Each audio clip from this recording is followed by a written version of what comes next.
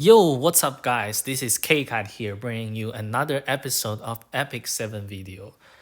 This video is made in response to a viewer's request.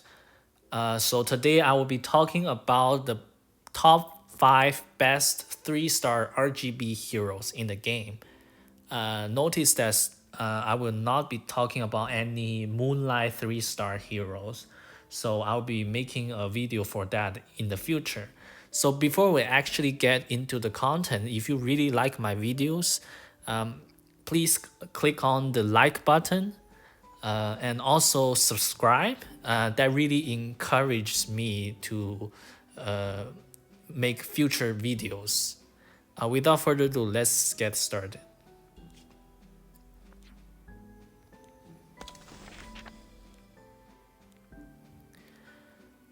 So the first honorable mention is going to be Judith.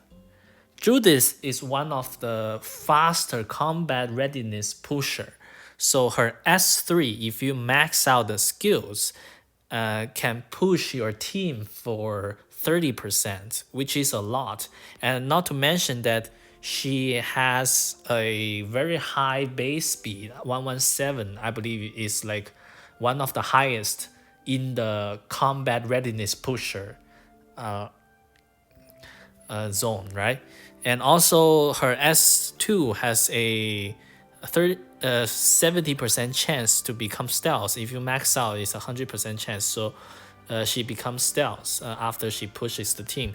And also her S1 has a stun, which can come in handy.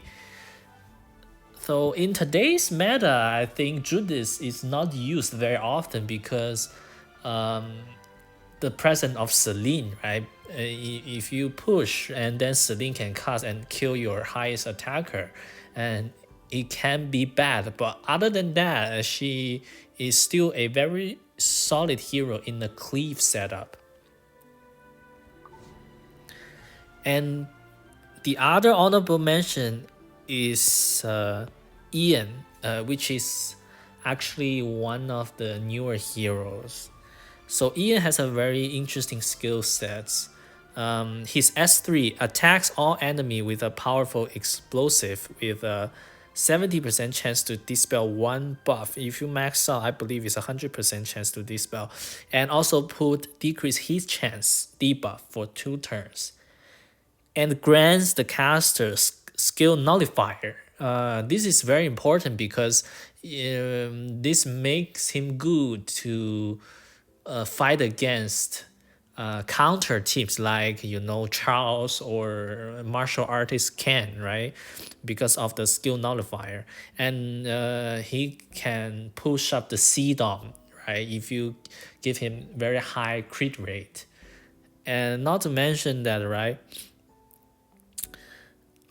And he can also give attack buff, right, to all of your team members, and grants an extra turn to use the S3 immediately. So he's very strong. Actually, I've seen people use him in like RTA settings, right? Like he's mainly used for PvP, but you can also use him in PvE, right, as a attack buffer.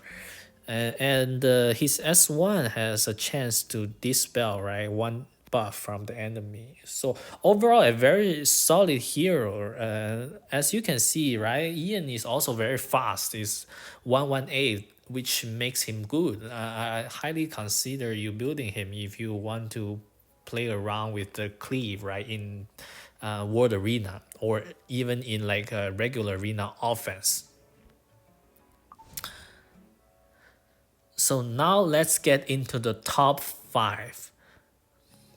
Up at number 5 is going to be Righteous Thief Roozid.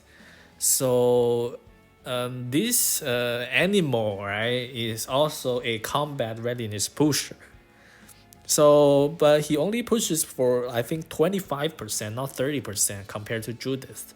But he gives, right, increased speed buff, which is very strong, and also continuous heal, right. And not to mention that, right, the base speed, right? The base speed is kind of low, 106, but it's not that bad. Very usable. Okay, the actual thing is that the imprint, right? If you get multiple copies, right, you have like a +8 speed imprint across the whole tip, which is actually very strong in terms of in outspeeding the enemy.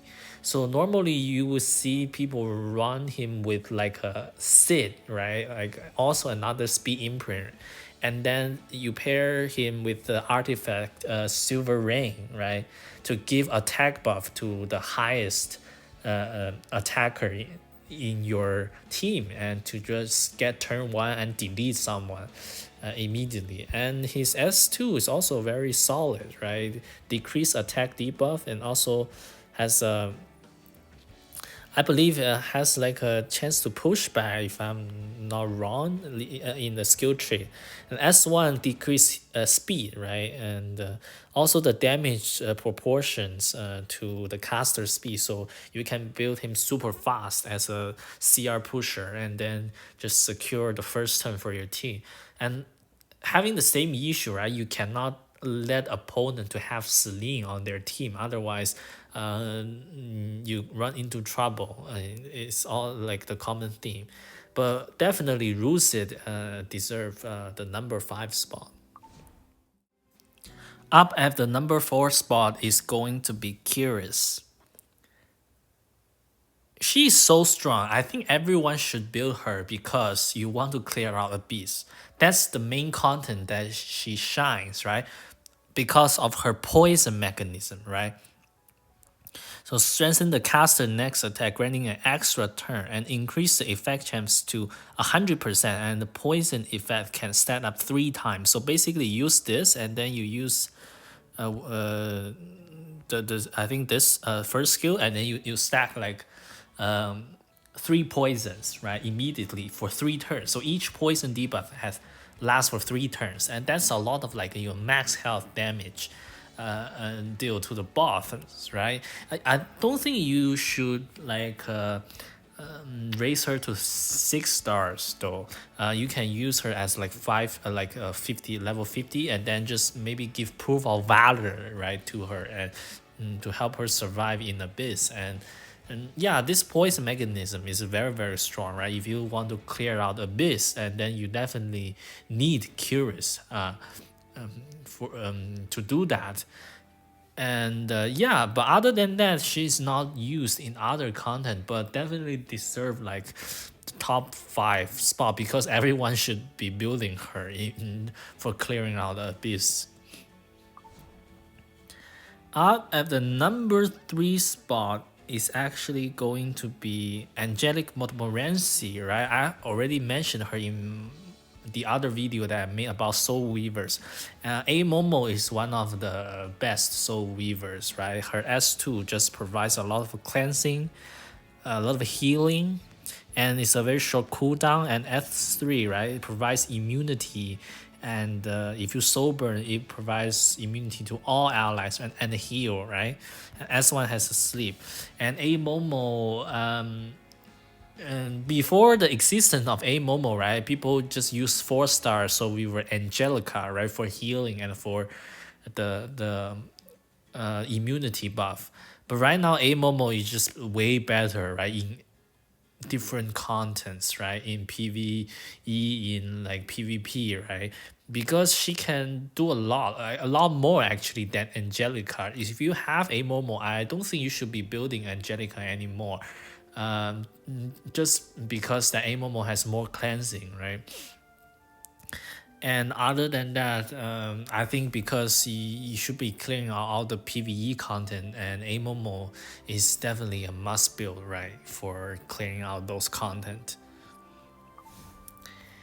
Up at the number 2 spot is actually going to be Adventure Ross. Adventure Ross is one of the best specialty change in the game, right? It's also our main protagonist in the stories. And after the specialty change, you have very strong skills, not like the normal Ross, right? For S3, you provide the defense buff for like 2 turns, right? And also recover some health. And the damage dealt is based on your max health. And S2, right? You dual attack with the highest attackers in your team and actually defense break before um, performing that dual attack. So this can do huge damage. And if you soul burn, right, it's only like a 1 turn cooldown, so you can use it every turn. So basically, this skill gives Adventure Ross like a lot of damage due to the fact of this dual attack and also the armor break mechanism built in. Here you don't see it because it's in the skill tree. And for S1, it's also very powerful because it has a chance to strip a buff, right? It's very, very strong. So you see Adventure Rush used, right, in PvE and in PvP also, right? Like in RTA, people pair Adventure Rush with the Remnant Violet or with the Spectre Tenebria, right? Use S2, just delete, right? Unit because of the defense break and the dual attack, and also the defense buff provides you with a lot of survivability, and you can also give him like the night artifact, right, Aureus, in PvE, right, to tank some damage, and in PvP as well. Or you can just give him like adamant shield, right, if you're in a PvP setting. So overall, very, very strong hero. I think everyone should be building Adventure Ross. And also yeah, and other than he's very handsome as well. So in Hell Raid, you can actually use him, right, as the front tank. And also in as A13 as Manicon 13, right, because his S1 has a dispel debuff, right, to get rid of the boss enrage buff, and overall just a very solid hero. And I think everyone should be building. Up at the number 1 spot for the best RGB 3-star hero. I think most of you already know who she is. Is actually going to be Falconer Curry. So this girl, right, is a beast. You see her everywhere in RTA these days, right? In high level world arena play, right? PvP content. Just because she's just that overpowered. And she's actually very strong, very, very strong. You see people first pick her, you see people ban her, try to. Mainly because of the fact that her S3. So basically, it's a 100% chance to decrease defense and get rid of all the buff on a target and actually provoke. Why is this skill strong, right? In a PvP setting, you can let her go first because she has a very high base speed, like 105, right? And I believe you can get more, right, if you go into the skill tree or something. But she's very fast, right? You can build her like very fast and very tanky with some effectiveness, right? Obviously, because you want to land this debuff, and you just lock down like 1 unit right off the bat. And then for the defense break, you can have your damage dealer comes in to do big damage. One of the most seen strategy, right, in RTA these days is Falconer Curry into Remnant Violet, right? Heavy nukers. So you basically use this S3 on a target, and then Remnant Violet comes in because you tune them with similar speeds, right? Remnant Violet goes right after Falconer Curry and just delete 1 unit right off the bat. That's crazy in PvP. Not to mention that she has like a healing mechanism every turn, right? Because you build her so fast, right? And also she's a tank, right? With high health. You basically every turn you heal about like 2,000 health, right? And it's like a pseudo soul beavers in your team. And her S1, right? increase combat readiness of the caster by 15%, right? And 20% if you max out the skills. And also it has a chance to randomly increase one of your allies combat readiness in the skill tree, right, for the specialty chain.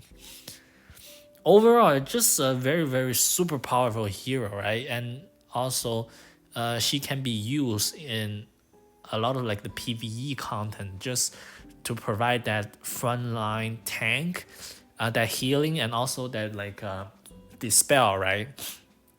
In the PvE setting, you see actually for the newer Abyss, like Abyss 101, you see people use her, right, to get rid of the boss's buff.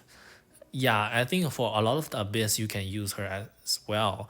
And overall, I think she deserves to be the best 3-star hero currently, RGB wise and also Moonlight wise, to be honest, in the game at the moment. And you should be definitely building her. I remember these days because I'm a like a kind of like a first generation player, right? Like when Falcon and Clary, I think she in the past, right, has got nerfed, right? And a lot of people were feeling really bad about her, and then and just you know the Smilegate provides you with an option to withdraw her, right? To just get back all the the penguins and all the ruins, right? If you build her already and you can recall it, I think back in the days, long time ago though. And actually, a lot of people actually recall her. And for those people who recall her, and my regret, right, these days, because she's very, very strong, and she's proven to be the best 3-star hero in the game. Also, not to mention that she's like used right everywhere in RTA. That concludes today's video. In summary, we have honorable mentions: Judith, Ian, and for top 5 we have Righteous Thief Roozid, Curious, Angelic Montmorancy, Adventure Rash, and for the number 1 spot is Falcon and Clary. Hope you guys like this list, and if you enjoy watching my video, make sure you click on that like button and also subscribe my channel. That really helps me and encourages me to share more content with the community. And with that all being said, I hope you guys have a wonderful day and see you guys next time.